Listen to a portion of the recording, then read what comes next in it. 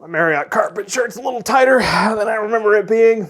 Hello friends, welcome to the shop. You've got build today and Dragon Con is right around the corner, hence the carpet shirt. Dragon Con is our very favorite convention. We didn't go the last 2 years. It's been a huge hiatus and we can't wait to go back, so we had to make some new costumes. And we have been obsessed, completely obsessed, by a little game called Satisfactory. Bam! Look at that! This is what I'm making today. This helmet here is part of the Pioneers, which is the player character in Satisfactory. It's part of their outfit. It's like a sci-fi looking jumpsuit. They're basically sci-fi factory workers. We're gonna make a pair of those costumes, one for me, one for Britt, and today I'm focusing on the helmets, which they sell a shirt of, so I had to get it. The plan for these helmets is to 3D print them, so the first thing we needed to do is gather some references, including 3D scans of our heads. I use an app on my phone called Polycam. You basically just walk around your subject like you're taking a video of it. It takes a whole bunch of photos that get uploaded to a server and processed into a 3D image and then sent back to your phone. It really is kind of like wizard magic, and it's crazy useful, especially if you're gonna model a helmet around a head and you want it to fit correctly. Our friends Benny and Svetlana over at Kamui Cosplay put out a video about a year ago that covers 3D scanning in a lot more depth, so if you're into that, go check that out. For our helmets, we purchased some store-bought visors that looked like they would be roughly the right shape for the visors in the Satisfactory helmets, but I also 3D scanned those to drop into Fusion 360, but they're very reflective, so I covered them in tape first and then scanned them, and it came out really, like, I'm crazy impressed with how good these scans turned out. The 3D scans aren't perfect, so I did have to do a little bit of tweaking in Mesh Mixer to like patch some holes and weld a bunch of cracks together. I also dropped the files into Blender to decimate the geometry, to simplify it a little bit. Fusion 360 doesn't like anything over 10,000 polygons, so I was able to crunch them down quite a bit. But then I could dump them into Fusion and calibrate them so that they are exactly the right size, so that anything I model around my digital head, I can be pretty confident will fit on my real head. We also got our hands on the in-game model for the helmet. We were able to put that in there and scale it as well, basically just as a reference to model around. This is the low poly model. There's a lot of detail, physical detail that's omitted in the low poly model that I will have to add in my high poly printable model. With all of my references collected and then inserted into Fusion 360, I was ready to get started on days of 3D modeling. I modeled 2 helmets, one for me and one for Britt. They're slightly different sizes, different scales, because we have different size heads. So I modeled them in tandem. If you're looking to get into Fusion 360, just get started on some basic projects. We just put out a video course. It's a 4-hour course on the basics of everything I use to model props in Fusion 360. It's super, super useful. So head on over there and grab that if this is something that's interesting to you. But as a little bit of a primer on helmets, let me run you through just the basics of creating a hollow helmet shape for your head. First thing you want to do is use the form tool. You want to create a sphere and scale it to about the size of your helmet. Then you can edit that form and push and pull your edges and faces and vertices until you get it closer to the shape of your helmet. You can also turn on symmetry, so the left and right side of your helmet are exactly the same. Once you're finished with this rough shape, you can finish the sculpt and then draw some sketches from the side of your helmet that you can use to cut out things like a hole for the neck and a hole for the face.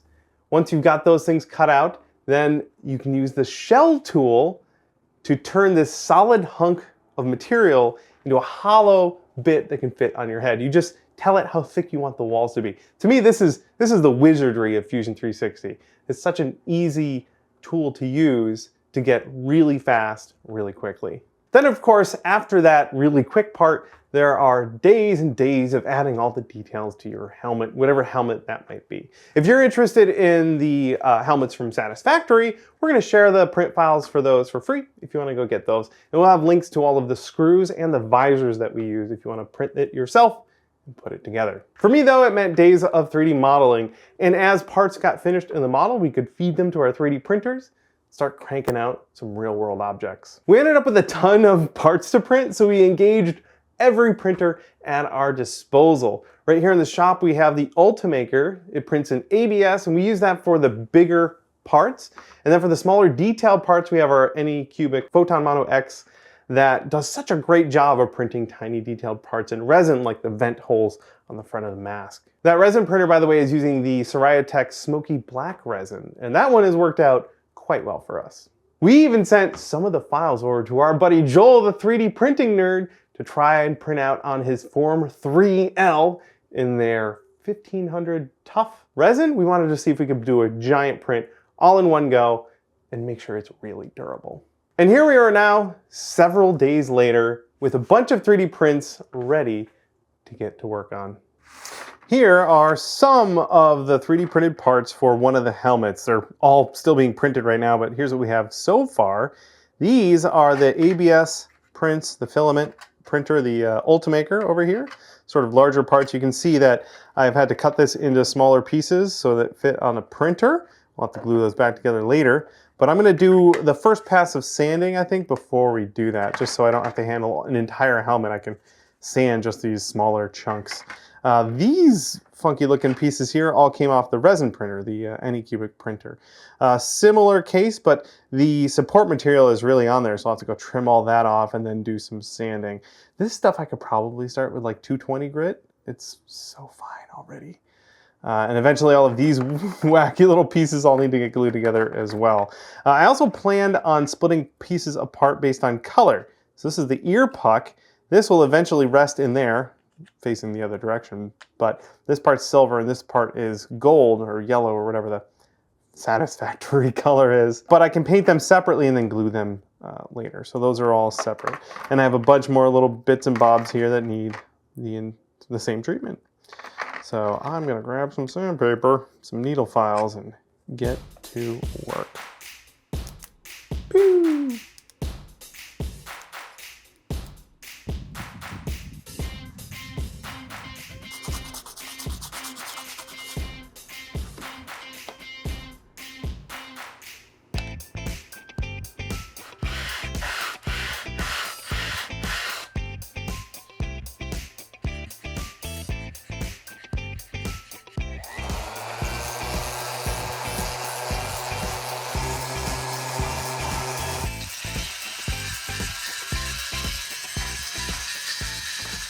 Spent all of yesterday sanding, and I'm probably going to spend all of tomorrow sanding. But today we're going to stick all this together. I got everything to 100 grit, and we'll do some sealing, but this here needs to go together. Instead of using glue, I'm going to use acetone. Since this is ABS plastic, acetone will actually melt it a little bit, and then when the acetone evaporates, it'll stick together. I've done a couple of little tests here, and I know it's going to work really well, so I'm confident. And I have, instead of just acetone, I have this slurry. This is a jar I've maintained for a couple of years now. I have things like support material or the brims that I use for my 3D prints.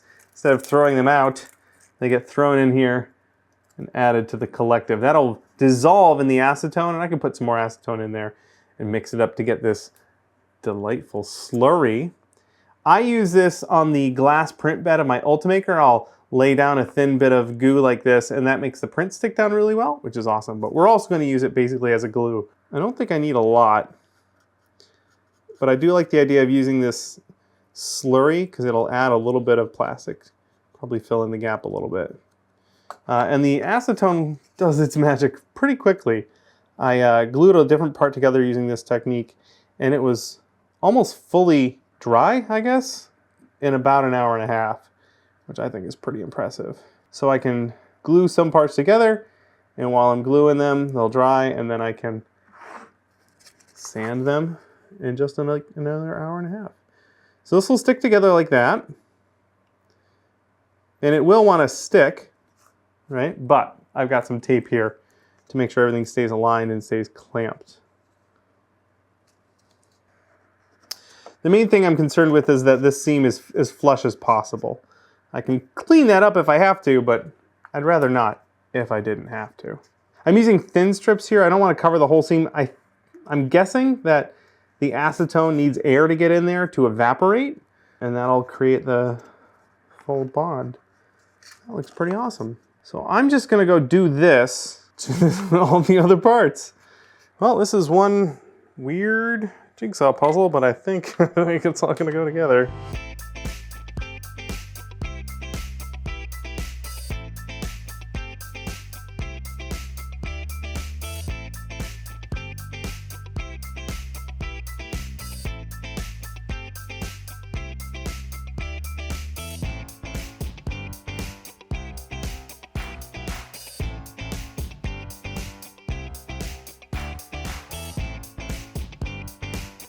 Coming together.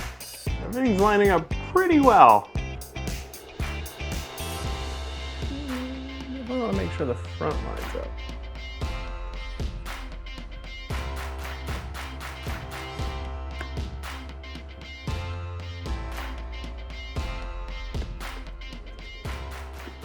Foam head here is quite helpful.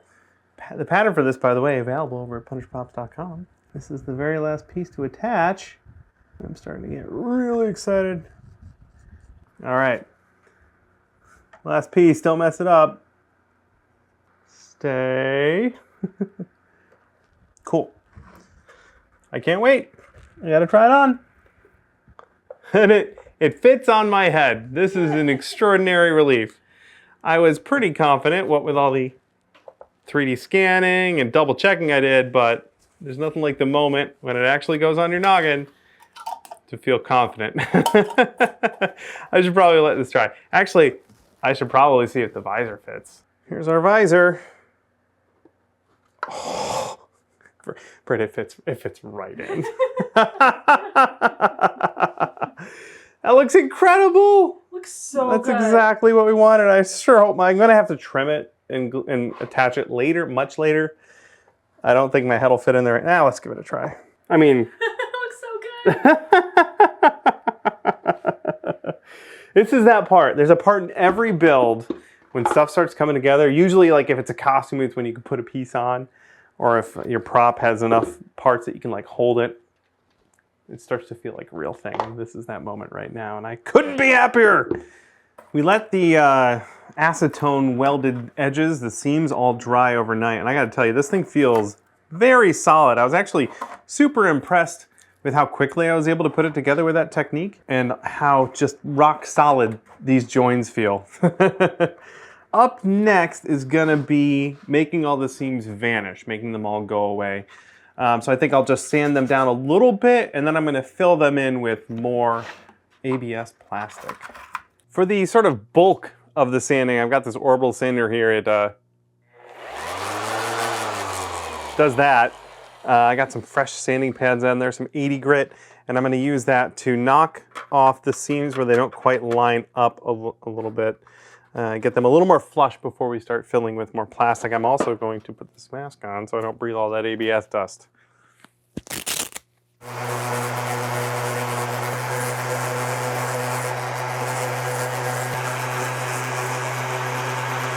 So I'm outside, I've got a bit of ABS filament here, and I have a hot knife. And what I'm gonna be doing is melting just a little bit of plastic and then mashing it down into the seam, and it all becomes one. And then I can come over this seam and sand it, and it'll pretty much vanish. I'm outside obviously because of the fumes.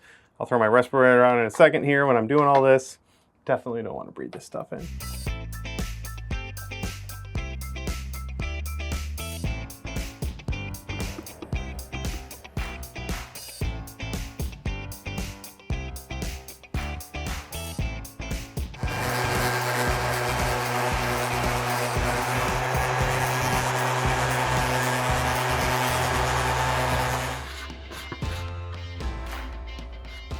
It's time for the last dab.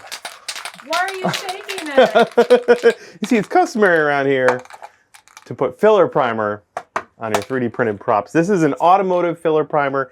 I've done a lot of sanding. It's mostly 100 grit, a lot of scratches left. This should fill those in. And it'll also tell me where I've missed. So I'm gonna cover all the parts. Oh, the excitement of painting gray plastic gray. It's looking good, looking good.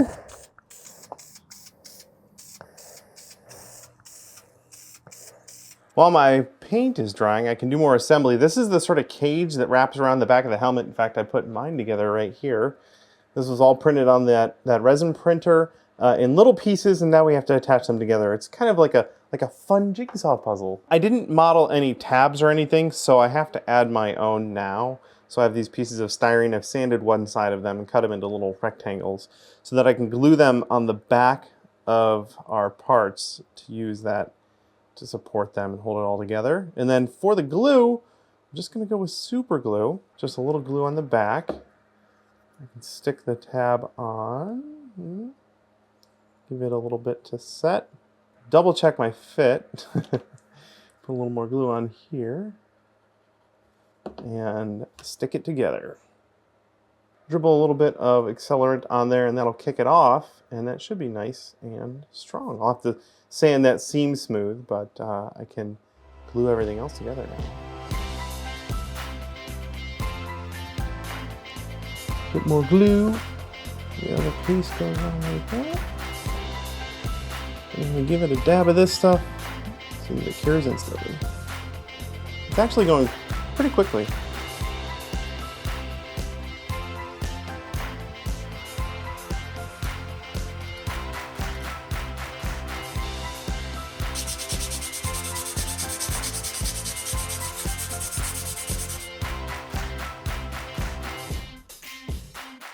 Our filler primer is dry. I did 2 layers of it, put it on nice and heavy to fill in any of those remaining scratches. And now I just have some 200 grit and I'm sanding that down. And I think that'll be enough filling and sanding. What's the Band-Aid?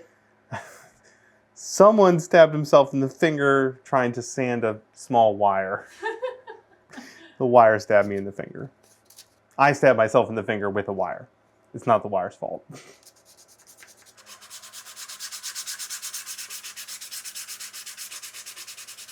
Got everything sanded to where I want it. Hit it with a Scotch-Brite pad.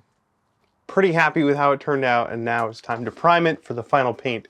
Got some wax remover here, grease and wax remover. Just giving it a wipe down, getting rid of the final bit of dust that's in there, and any of my greasy finger juices that are all over this helmet. But it's looking really good, and I'm so stoked to start painting it. I'm using this fine surface primer. This is usually for models, but it's really nice stuff. It should look great on our helmet and all the tiny little pieces that we have. Oh yeah, that's the good stuff.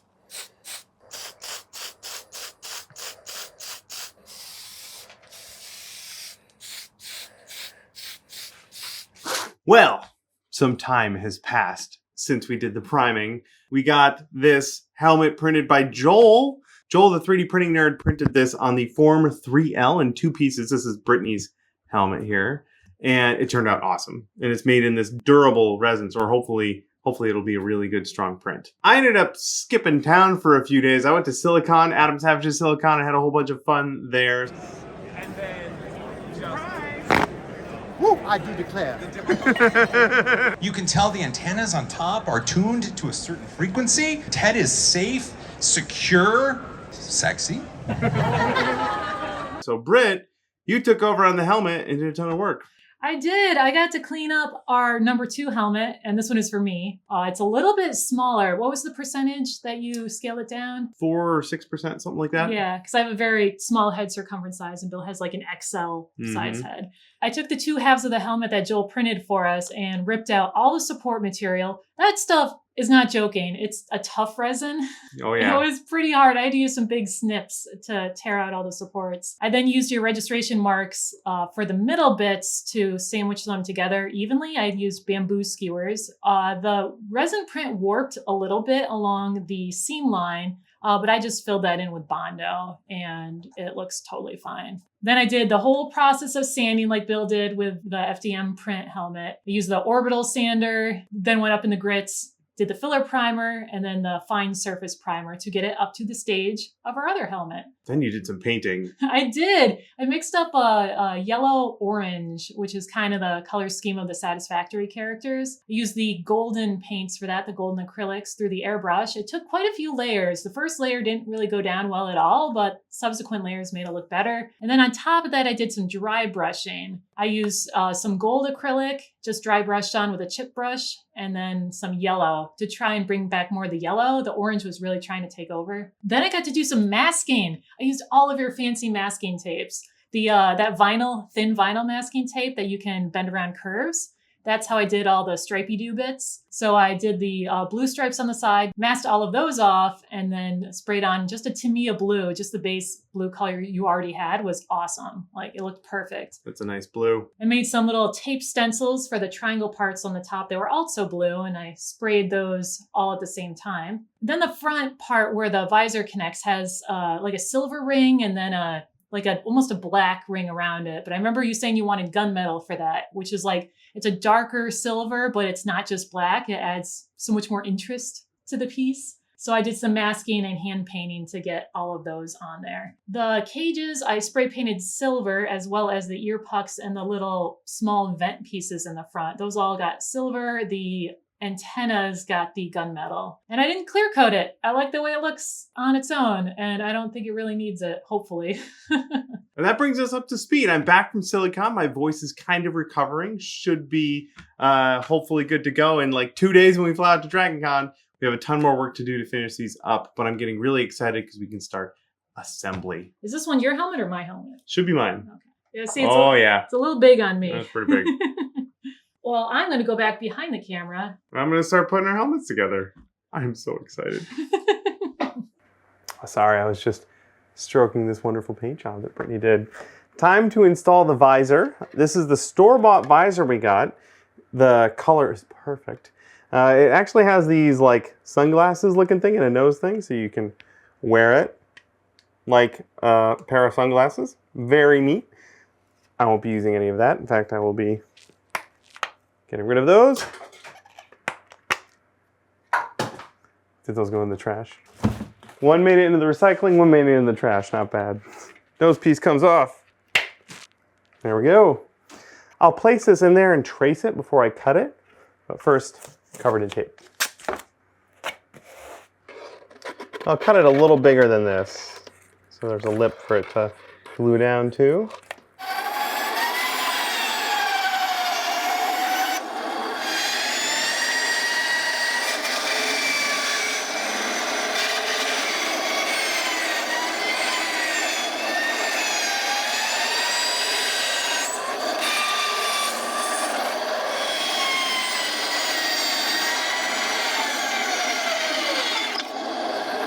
There we go. That bandsaw worked a treat. If you don't have a bandsaw, you can do this sort of thing with a cutoff wheel on a rotary tool. Oh, and that looks so pretty. Here we go. We have a really good fit. And that looks awesome the way it is. But I want to add a little something else. The visors in the game have this cool hexagon pattern on it. I've already added it to this helmet. This is just clear vinyl that I cut out with my vinyl cutter. I've got another sheet right here. Oh, that's really good. Now I gotta try and stretch this over the visor. It's a little tricky. I'll just spend a while like kind of stretching it. I couldn't get that one to not pucker completely, but we can get it to look pretty good. All right, I'm gonna trim the extra. I'm almost done here. We'll get rid of some of this excess and see if I can get it a little flatter on there. And this doesn't inhibit the vision very much either, which is a huge bonus.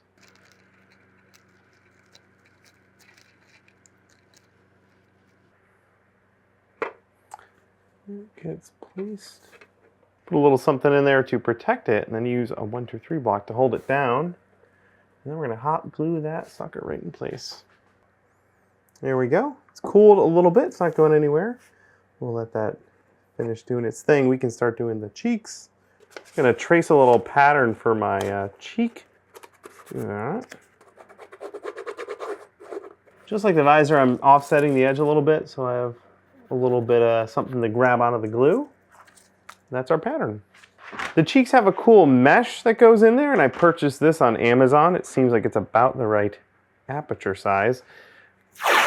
Covered in tape first, and then I'll trace my patterns on. But the tape will help. When you cut this, little pieces will fly off, and this helps keep everything in order while you're cutting it.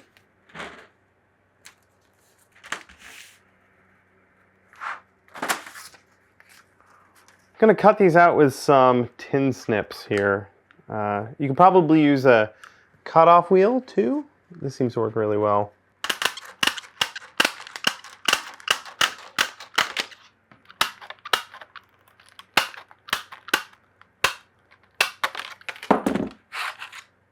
So the tape's holding on to these little bitty bits here that'll stab you if you're not careful.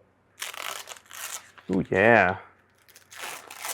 It should fit right in there. Ooh. Oh yeah. Another great use for that 1, 2, 3 block. Let's get a little more weight on it.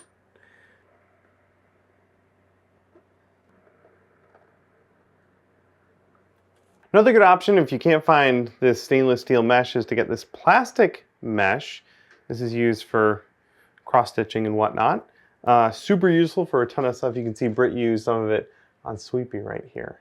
And I think we still have like 8 sheets left. I cut out, there's a part for the chin. I cut that out too. Boop, boop. How good does it look, Britt? Looks amazing. Okay, let's glue everything else on. Up next are some LEDs. There are 2 lights on the helmet here, and I have holes, 2 each on either side for these tiny little LEDs. Those are gonna go through there and out until they're just flush, and then we can just hot glue them in place from the inside. I cut a tiny little piece of this sort of milky white acrylic plastic, and that's gonna be the diffuser for this light, and we'll just hold that in with a little bit of super glue. And that will turn those 2 dots of light into one little rectangle of light that looks nice and diffused. I can see your face in the visor. I'm running the lights and eventually the fan off of just 3 AAA batteries. I like to go with common batteries. These are even rechargeable because if I ran out of batteries at the con, I could replace them by buying some at CVS. And that's just the right voltage I need. Let's do a little light test. And light. Ooh. Ooh, yeah. See, that's what we want right there. Nice and diffused. Here's the fan. It sucks air in through this side and it blows it out over here. So the plan is for it to pull air in through the cheek and then blast it on the visor to prevent fogging.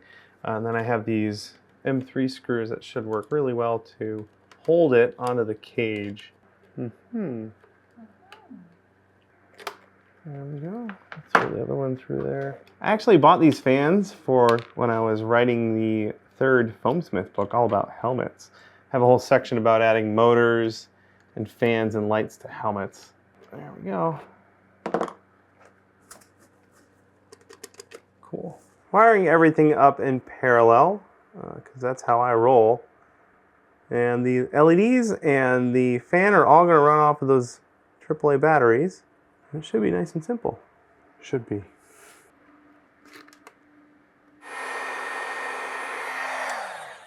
We have the power. Ta-da! Fan works, lights work. I'm a happy guy. Battery case is gonna go right there. I'm just gonna hot glue it down. I sanded this a whole bunch ahead of time, so it's got some tooth for all this goopy glue. Don't cover that screw hole. That looks good. And we're gonna go down the side as well. Everything is good to go. I'll put some padding in there to kind of hold the wires down. Got this 1-inch upholstery foam. This will be the padding for the inside of the helmet. This is what I always use on helmets. I have a ton of it. I just happen to have some red because red is so stylish.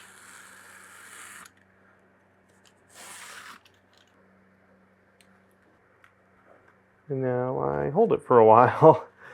The foam insulates so it keeps it hot for a while. So how many days until Dragon Con? We leave in about 15 hours. You got this. It'll be fine. Well, that tricky part's all done. Next, I just need to glue a bunch of tiny little bits and other 3D printed pieces down to the helmet. This is rapidly getting exciting. We're at the assembly phase. Everything's painted. It's time to glue. These little pieces here I just cut out of black styrene. Boop. Boop. Boop. These little bits go in here. Nice and snug. Oh, come on.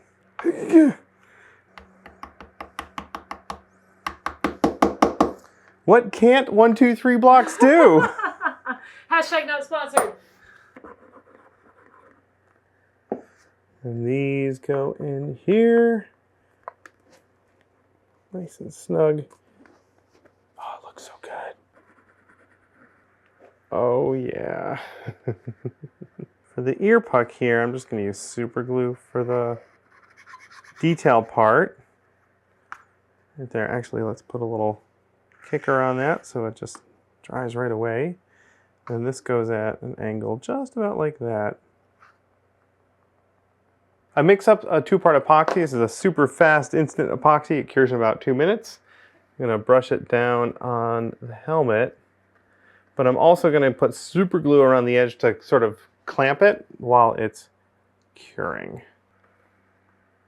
Around the edge, and I'm going to put a little accelerant around the edge as well. Hope we get it perfect on the first try. And the super glue will hold it while the epoxy, the stronger epoxy, cures.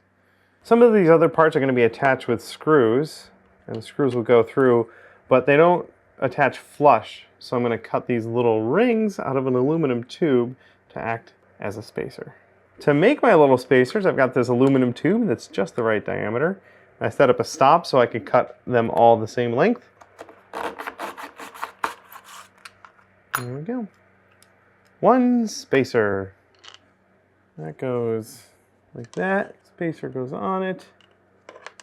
There we go. And then we can put a nut on the other side. We'll just go all the way around. There's a whole bunch of connections like that. That can sneak under there. There we go. Awesome. Click. Nice. Beautiful. Let's put the sticker on it. Oh, sticker. I cut out the FICSIT logo on my vinyl cutter with just some white adhesive vinyl. We'll very carefully place that on by eye.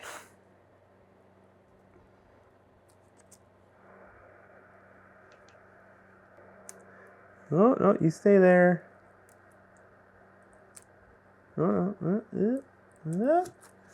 Yeah. That looks legit. Next up is this brim. Same thing with these spacers. Spacers. And now, try and make all these fit in there. They're going. All right. Finally, we have this big, weird, complicated cage piece, and it sort of noodles its way around everything, and it gets attached the same way with screws. Now that all those screws are done, I can hot glue the rest of this foam in. This is going to actually go over some of the screw heads here. And there we go. Time for the last step. Just a little bit of weathering. Also, there are antennas. These will go in here. We're going to leave those not attached. We're going to attach them when we get to Dragon Con because it's likely they will break in our luggage. So those will be done separately. For the weathering, just got some acrylic paints here and some water. Just going to do a nice dark wash. Make a big old mess. Oh yeah, that'll be just fine. Making a mess. What'd you do? Oh, it's ruined. Ruined. Bob Ross, no, why'd you add the house? The little farmhouse. It was so pretty before. It's just happy little accidents. Ooh, that looks nice. Mm-hmm. I forgive you, Bob Ross. You knew best all along.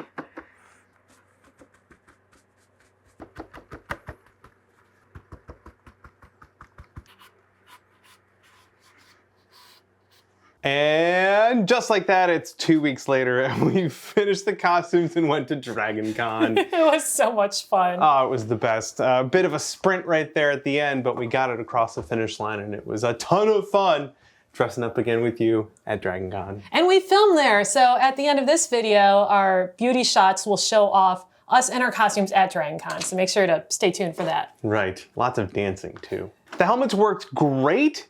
They covered our faces perfectly. We wore a balaclava underneath it, so we actually had a mask on, which was super helpful.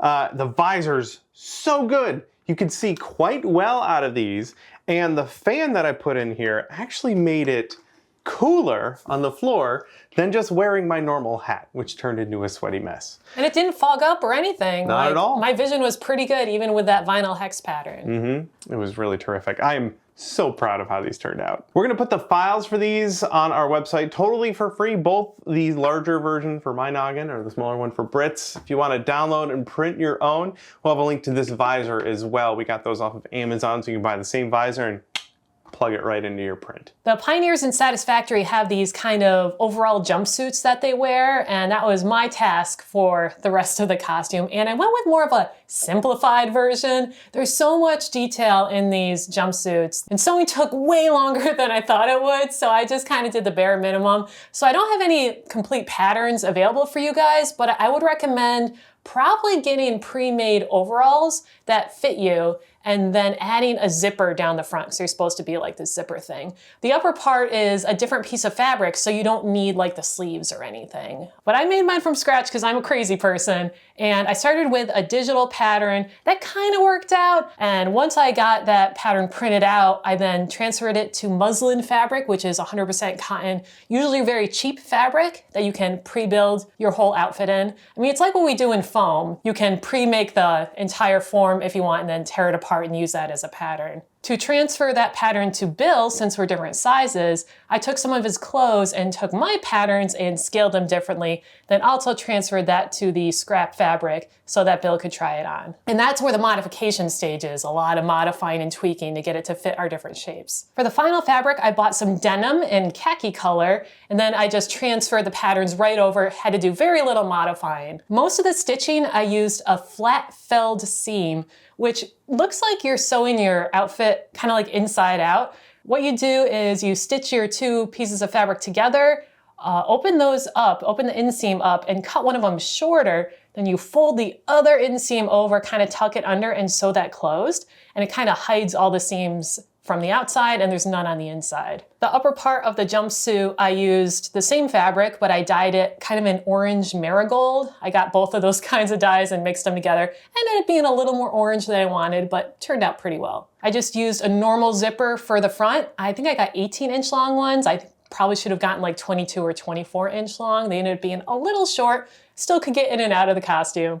The pockets worked great, by the way. I could hold my phone and wallet and all sorts of goodies. Look at that. Nothing fancy, just Googled how to make pockets and then kind of made my own system for that. Just big enough to hold our cell phones, and there's some little pockets on the back. These are denim rivets, and they are designed to rivet into the costume. My fabric was too thick for the rivets we got, so these are glued on. Mm-hmm. I only used one of the sides, but they look nice, and it was with super glue and all of them stayed on. I did sand them beforehand, so I think they're on there forever. This is reflective tape. We got two different kinds. You can buy this pattern with the gray and the yellow together, but it's usually like 2 inches wide. So we bought some of the yellow and some of the silver, cut the silver, taped it on top of the yellow, and this just added a nice touch to the costume. I'm glad we included this detail. It looks so legit, especially with the weathering around it. Yeah, Bill did the weathering. It's all weathering powders, all our browns and blacks, and it was just a quick last minute pass. Some of this weathering happened at Dragon Con. Mm-hmm, some genuine stains.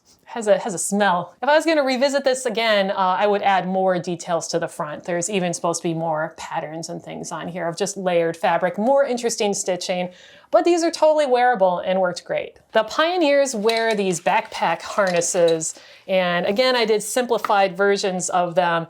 Just used a mannequin torso, took some strips of paper in the thicknesses of the nylon webbing I was gonna use, laid them all out, and then transferred that to the different thicknesses of nylon webbing and buckles. And there's just 2 buckles in the front, just snapped together, and there's nothing on the back. In the game, there's supposed to be this big attachment for a rocket pack, and I didn't make a rocket pack, so I didn't make the back thing. It would have just been foam, and it would have been really hot. And no one ever looks at your back. Exactly. These did also get some weathering powders too, and the buckles got sanded and dry brushed with silver, so they're not quite as flat, except that one. I added that one later. That one didn't get painted. And the rest of the costume was purchased. The undersuits, the long sleeve ones, are just athletic clothing that has a pattern on it. They're a little bit darker in color than I wanted, but they worked totally fine, and they're moisture wicking and really comfy to wear. The boots are purchased on Etsy. You can buy brand new boots online, but they can be pretty expensive. So these are bills. These ones with shipping came to $20. And they look perfect. Yeah, we were looking for the tall, like calf height boots, not just ankle ones, but the calf ones that come all the way on the back, because there's supposed to be these decorative kind of metal strips that go across them, which I made last minute out of foam. And I just put elastic on them, and they're really hard to get on and off. And if I was going to remake these, I would do a Velcro enclosure so I could just strap them around instead of having to put them over the top. These were awesome though. They were pre-worn in and very comfortable. Yeah, make sure you have good insoles in your con shoes if you can fit them. Then the knee pads were also purchased. That was a last minute decision. I was going to make the knee pads from scratch on the Wednesday before we flew out on Thursday morning. But in a fit of desperation, I ran to the hardware store and bought the closest looking knee pads I could find and quickly painted them. And I'll tell you what, I think they look great. And the amount of effort was perfect. And the gloves were also purchased. These are 2 sizes. I got the small and Bill got the medium, and those fit us perfectly. The only modification I did was there was a rubber logo right here that was in bright white and was really distracting, so I just chopped that off. But the rest of the details I really liked. It's almost like glove manufacturers who make hardware type gloves got inspiration from video games because they look all sci-fi. Yeah, it looks like a Destiny Titan. Yeah, and I can use my phone with these 2 fingers, and that worked awesome. We wanted to have at least one prop, so we 3D printed the FICSIT mug that you carry around in the game when you're surveying your factory. This was a 3D print based on the 3D model from the game, but you can buy official mugs. We have one upstairs in our coffee cabinet now. We didn't get it until after Dragon Con, but if you go to lizarddoggo.com, they have the mugs in 2 different sizes. The bigger one, I think, is pretty equivalent to this size. This got pretty beat up at the convention. I didn't even really clear coat it. Again, done the day before we left. You can see all the wear marks and the scratches. But this is going to live in the shop now because I would not drink out of this. And that is it. The full recap of our Satisfactory costumes. It was a bit of a sprint at the end, like I said, but it was very satisfying to pull it off. Please stick around to see all the footage you got at Dragon Con. It was so much fun this year. We got to see all our friends, got to dance a lot. We got to plan our costumes a whole bunch. It's been 3 years since we got to do that, and it's felt so good to be back. Thank you so much for watching the video. I hope you enjoyed this one. This was a bit of a passion project for the 2 of us. Thanks again to the members of our Extra Credit Club. You can support us either on Patreon or right here on YouTube by clicking the membership button down there. You'll get access to weekly vlogs where we go over all the behind the scenes happening here in the shop. Thank you so much for your support. We literally couldn't do this without you. Please keep that up. That'll wrap it up. It was so much fun cosplaying with you again, Britt. So much fun. So much fun. I missed it so much. And I want to personally thank everyone who came up to tell us how much they enjoy our videos and how much that our videos and books have helped them on their maker journey. It refills my spirit. I'm very excited to dive into some more projects. I also learned how many hours other people have put into Satisfactory. Yeah. And it's many. Many more than us. A lot of people recognize the costumes for a game that's not even technically out yet. Yeah, very surprising and fun. So we're probably gonna go have to spool up a new game. All right, that'll do it. Please enjoy the next minute or so of joy and fun at Dragon Con.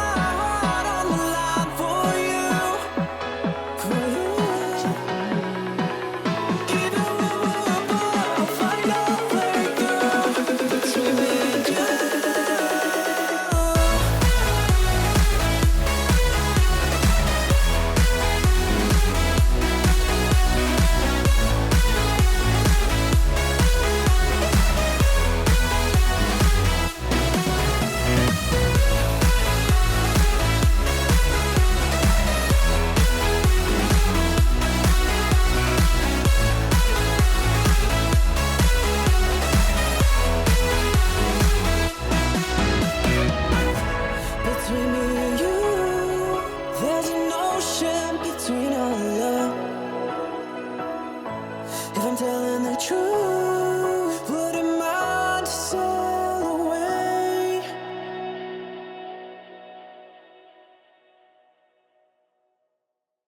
Some references including 3D scans of our heads. Whoa. Whoa. Whoever could it be behind that visor? Oh dear. Without fail. Window. No, you don't get to have the resident prince. No. Hello, Batman! When you read the comic, you probably didn't know this is what Bane sounded like! Very good. Put a little something in there, practice. Words are so hard right now! Why is that hole not the right size? Hold on, let me drill that out. Stay. Perfect.